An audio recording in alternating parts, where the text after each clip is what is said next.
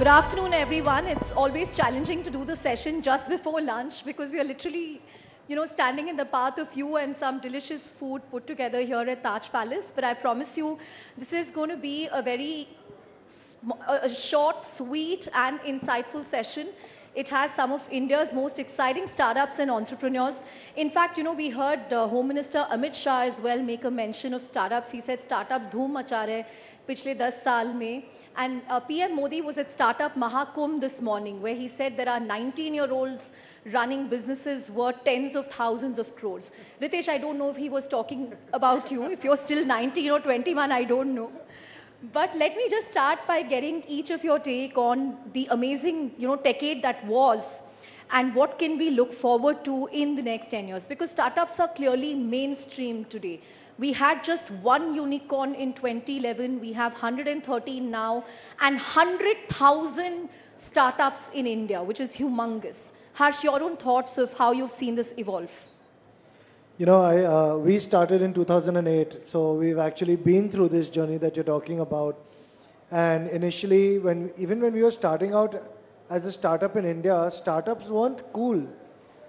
Today you have to be a little crazy to start up. You have to leave a salaried job. You have to take that risk. You have to throw it all on the line. But I think that today, if you ask the youth, if you ask people, it's changed completely. Yeah. Back like 10, 15 years ago, I remember being on calls with some of our potential employees as parents. And you have to convince parents that this startup is okay, that it's okay to leave a MNC job and come and join a startup. Today, parents are not just okay with their kids joining startups, but they are okay with their kids starting up. India's come a fantastically long way from 10, 15 years ago, where investors were scared to invest in an Indian company. Today, investors and entrepreneurs are saying we will only have a parent company in India. There are so many of us who are looking to flip. Reverse flip. That's flip. Right. I think these are like very important outcomes of the importance that the government has given to Digital India, Startup India, ease of doing business, and these outcomes actually showing the true results. Right. Ritesh, did you have trouble finding a bride because you're an entrepreneur? Look, first off, thanks for having me here. Always great to see you. And I must say that in the startup ecosystem, we've all sort of, I feel like, grown up together. I've seen Harsh in the early years. I've seen you growing up in the startup ecosystem and many others. So I feel like personally, I'm talking as if I've been in it for decades, but it just feels like that. See, I'll answer your question specifically in a short while, but my perspective is that globally, everybody says that India is the bright spot in global economy. I think India is the brightest spot in global startup economy. Because we are now what's happening, the third largest startup ecosystem in the world. Yeah, and in my view, not just the third largest, it's probably the fastest growing. Which means that we are not far away from staking claim on the second very quickly and eventually hopefully go for the big one. So I think before India becomes among the top 3 economies, I believe that India will also become probably the top 2 startup capitals in the world, which is a big transformation that we are trying to see and shows how India's economic rise is deeply connected to the India's startup rise as well, and in similar perspective. And look, I think I started in 2013 and 2014. And Startup India started in 2016. That is when the first big Startup India event happened. And Mom looked at television, on national television, for the first time, Honorable Prime Minister talking about startups and so on. Before that, she used to think I was in, like Hindi में कहते हैं कि तुम गलत संगत में पड़ गए हो.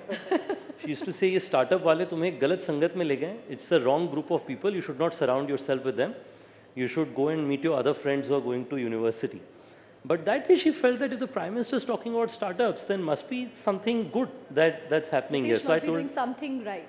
I told her that your threshold is so high that you need to see this. But look, the question to your point on bride, look, I and Geet know each other for over 10 years now, so that was not that much of a trouble. But I heard from my friend Anupam at Shadi that nowadays entrepreneurs are a pretty premium shortlist in the wedding So matrimonial they are what websites. IT employees used to be before Yes. in the marriage market. I hope that that also demonstrates more interest among, just generally every ecosystem, because I believe that if you see countries like that of Japan, US was civil wars driven, and Europe used to be the most dominant economy in the world. But entrepreneurs such as Vanderbilt, Henry Ford, people like those are the ones who built America into becoming a world leader today. So I believe the entrepreneurs that are growing up today, who are the 19-year-olds today, will be the ones leading the Indian economy in the future. So I'm excited about that. Right.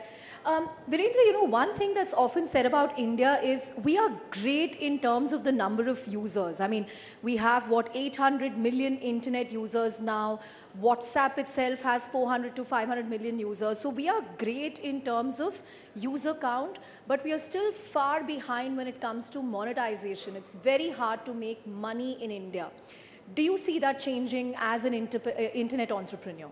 So I think startups is not about making money in 1 year or 2 years or 3 years. It's a journey.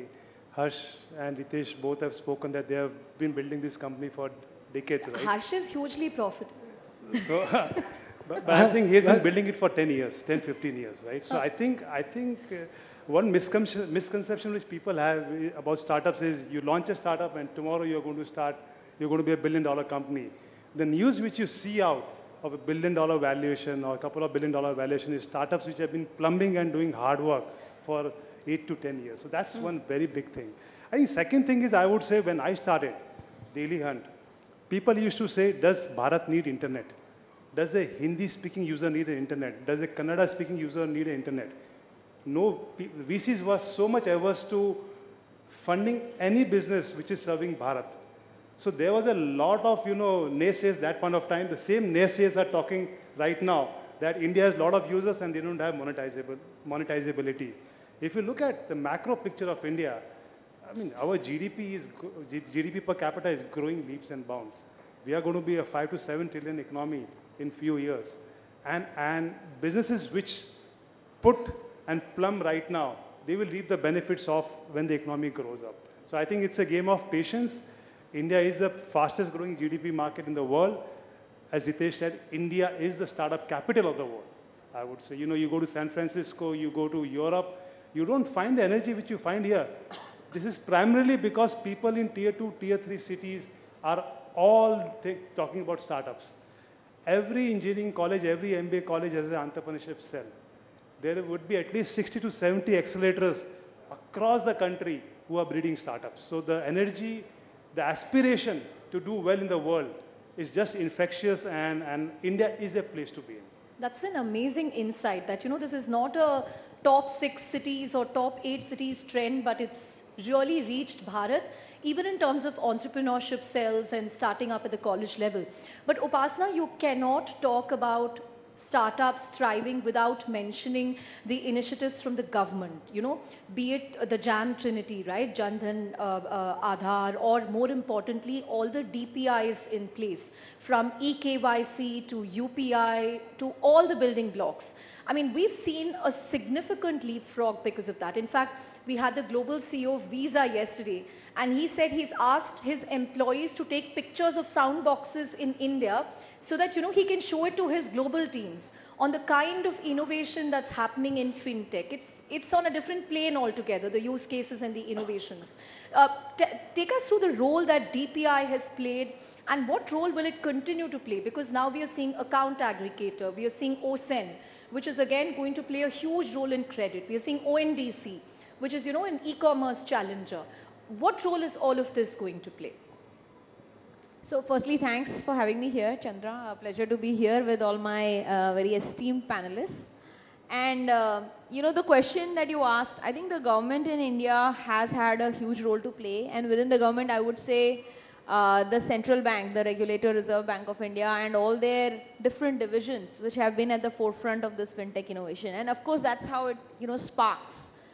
Has UPI been a game changer for India? Obviously it has. But even before UPI, has Aadhaar been a game changer for India? It has. And everything else that you mentioned, the fact that today you can buy real estate and everything is based on your Aadhaar and not necessarily based on your thumbprint or your signature. I think as a country, loans are being given, investments are being made completely digitally, right? Forget about the fact that we move money at the speed of, a few milliseconds, which was not the case in the most developed markets. So absolutely, I mean, having been a participant of the fintech industry for the last 14 years, before the word fintech was coined is when we got started. And much like my co-panelists were saying, have done, answered all of that questions, that does India need digitization in payments and then other financial products? Or, convincing parents that, why is this mission so important? So I think what I would like to say is that today, while India has about 800 million internet users, from a fintech perspective, the transacting base is still around 400, 450 million. So from that perspective, it's still a very high growth opportunity, because in the next 5 to 7 years, this number will double to 800 million transacting users. And that is where all of these things come in, that the user will have an Aadhaar, do a KYC, and then will get access to all the financial products, whether in their personal capacity or for their small business. Keeping in mind that India is such a fast growing country from a GDP and economy perspective, I think that our sector is going to sort of be an evergreen sector from that perspective, because everything said and done, financial products even today are reaching only the top 150 million Indians. And from an enterprise perspective also, it's only reaching the large enterprises and the upper echelon of the SME base. So, there's a long way to go for the QRs and the sound boxes and the soundbox backed merchant loans that have still to reach, 50, 70 million merchants in India. And I say that all of the things that have happened via DPI with government and regulatory intervention have been extremely solid and positive in this making of this ecosystem. Right. And I see a lot more is going to happen in the future. And I'll go one step ahead and say that financial technology innovation in India is been so strong in the last 5 to 7 years. The first 10 years, the ecosystem was getting built. Last 5 to 7 years, we've seen business models being made out of that. And so it's been a, how to build a sustainable business on top of this fintech. So our tech stacks are so strong.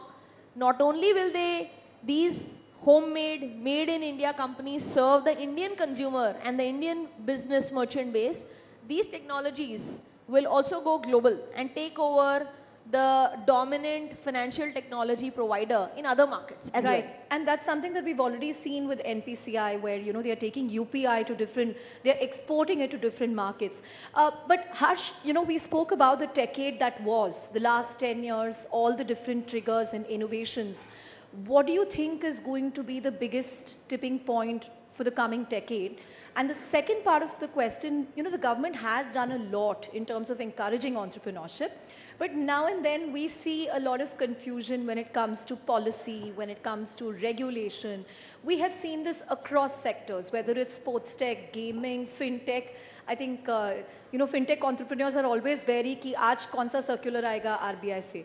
But what needs to be done on both these fronts according to you? So I think some of the tailwinds that we're seeing is obviously in the last few years we've seen the geo effect, right? Yeah. Just literally, the government policies have helped enormously with Startup India, Digital India. But there's also been this geo effect of getting almost 850 million people, getting fast speed internet. Gone are the days where you get excited about 1 Mbps. Now I get 30, 40 Mbps on my phone in my moving car, right? It's unimaginable from like 5 years ago. I think to answer your question, there's a couple of new technologies and platforms that can really push us forward. The standard point is obviously AI. There's no discussion without Gen AI. Without mentioning AI. But I think 5G and, we're talking about satellite internet now. I think internet is also going to evolve to a point where we get connected appliances, Internet of Things actually become a reality. You start seeing people having internet in the middle of nowhere. Today you still have to be near a cell phone tower, right, to get internet. I think that's going to keep moving away. The semiconductor push that the government is doing is phenomenal to make India self-reliant on something that's such a critical component Chips, yeah. of our future. But I think to answer the second part of your question, right, the way India has moved forward has been phenomenal to see. I think that we are now getting more and more self-reliant on our own. In fact, going back to Viren's point, Dream 11 has 75% of our users coming from outside the top 100, 115 cities in India, outside tier 1, tier 2. So what we are seeing is this real Bharat. You know, when they say Bharat, all our kids play football, for example, right? So we think football is growing in India, which it is. But India is still very much a cricket market. The same way when we talk about India and all our likes and dislikes, we underestimate the power of Bharat and internet happening at a local scale. We're also seeing this entire, from all the regulations that have come in, to answer your question. Yes, of course, regulations have come in, and many times regulations hit us in the short run. We've been having that as well. But I think that every disruption in every industry, in every continent, in every geography, this is not an India story. In every country, disruptors will come and disrupt industries. As they grow, they are allowed to continue growing. When they reach a certain scale, now whether that be e-commerce, whether that be ride sharing, whether that be even Airbnb in the US, I think just like for us, gaming has reached a place where there's 40 crore users gaming in India, where there's 400 companies and 100,000 jobs, 1 lakh jobs that are highly skilled. The government has stepped in to switch from a disruptor to a fully regulated entity. And we fully welcome that. Most of the time, regulation will have some short-term pain as the industry grapples with the government on creating a way that doesn't stop growth, but also allows the bad operators to be, wiped out and all the good operators to continue. And there will be some growing pains in that. Fair point. Regulation usually follows innovation in most major markets. And that's okay. But the Dream 11 stat is amazing, that so many users coming from smaller cities. And I remember you mentioning that a lot of women are also taking to gaming. We've seen actually 80% growth in women playing year over year. We are seeing our, on a lighter note, for any RCB. The low base effect hai na? The number of women are so small, the 80% no, I agree. growth hoga. I fully agree, because sports fans in India are so dominantly male. We need many more women sports fans. I'm sure the RCB win will make more women take to game. I was just going to say, on a lighter note, you have the RCB women showing the way, right? Of how this can happen. Who knows if the boys win this year? No, not Mumbai Indians. Come on. Bangalore finally won a cup.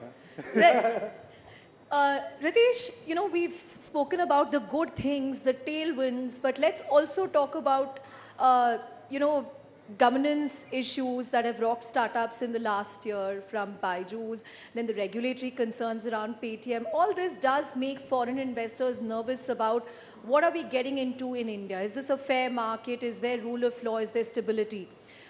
What should startups be doing more to assure foreign investors, domestic stakeholders?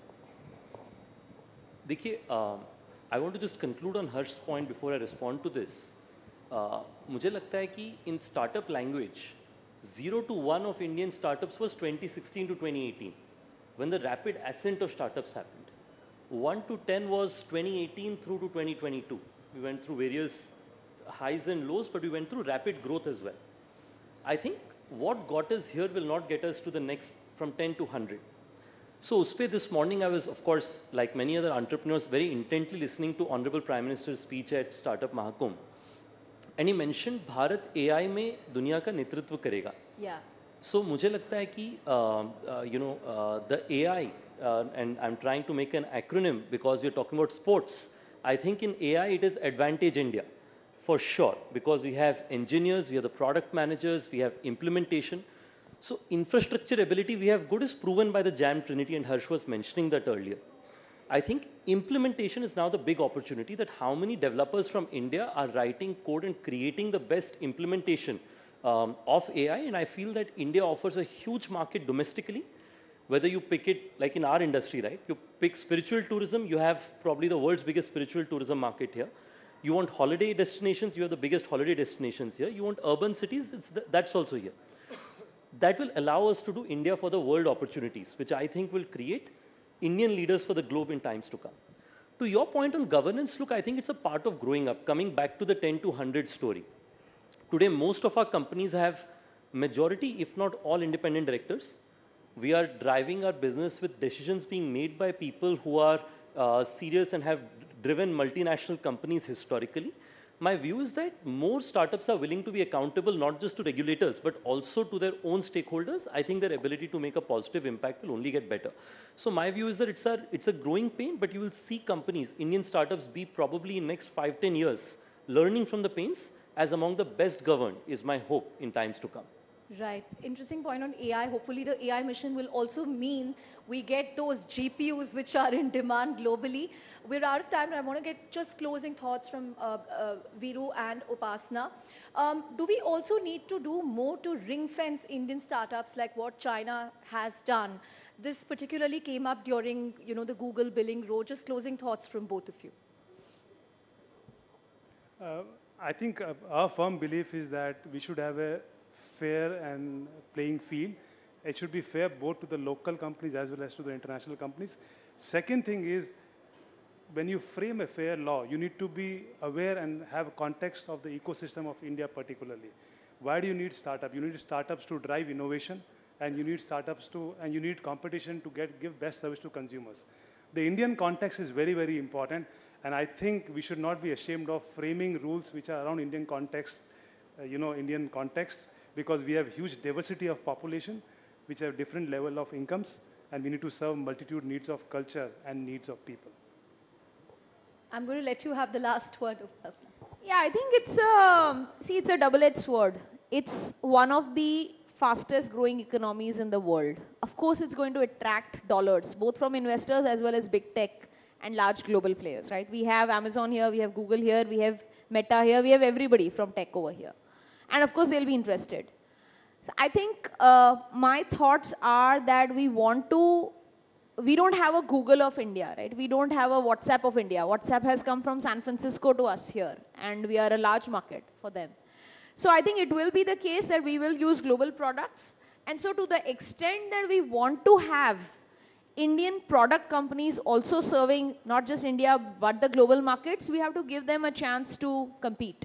So to that extent, I do believe, and Harsh and I are both on the IMAI Governing Council, I think we do believe that Indian orgs coming together and working with the government and regulatory bodies to say that should we have the right antitrust or anti-competitive laws in place, which are fair, which enable global players also to make a play, but they also allow Indian companies to thrive. Because before we have reached that 100x scale, if you have a 100-pound gorilla and trying to clean out the market, that's not going to really serve the purpose of Indian startups. So therefore, it's a heavy question, and it's a very tightrope of balance that one needs to frame. And I want to just say 10 seconds more to the question that you were asking.